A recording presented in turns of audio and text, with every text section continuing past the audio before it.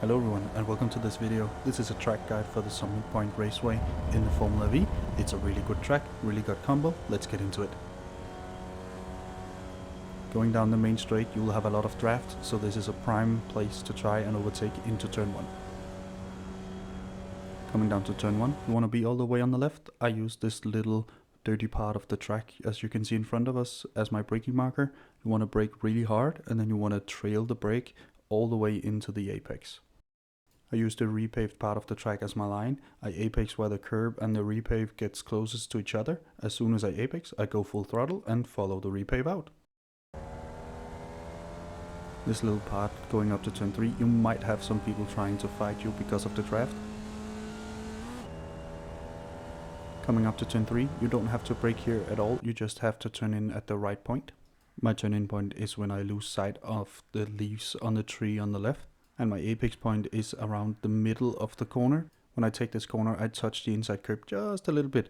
You don't really have to do that. The only thing you need to do is be smooth with the turn-in and use all of the track. That means the outside curb out here as well. It's full throttle all the way to turn 5. You just need to open turn 4 up so you can be as far to the right for turn 5 as possible. Turn 5 is also a really good overtaking opportunity because people have draft all the way down from turn 3, so be aware when coming up here. My braking point is the tree here on the right, but be aware the track does fall a little bit away from you when you brake, so you will see a lot of people locking up here. It's a hard braking zone and you want to trail the brake a little bit into the corner.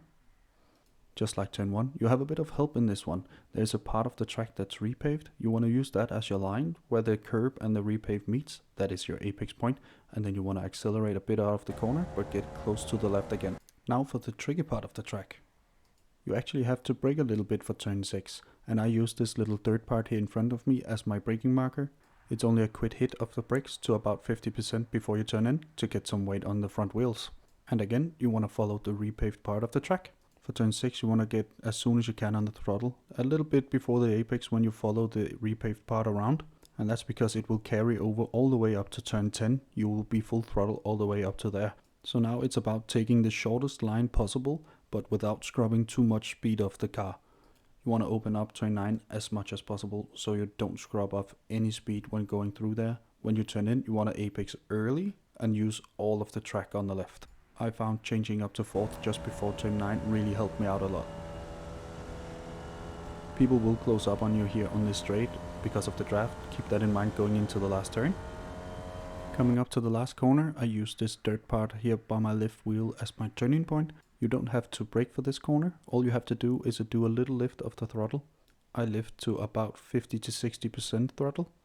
You want to apex in the middle of the corner. As soon as you can see you will get close to the corner, you want to go full throttle to get the car to understeer out past the outside curb, because you can use the tarmac out here as well without getting an incident point. So you might as well use all the track.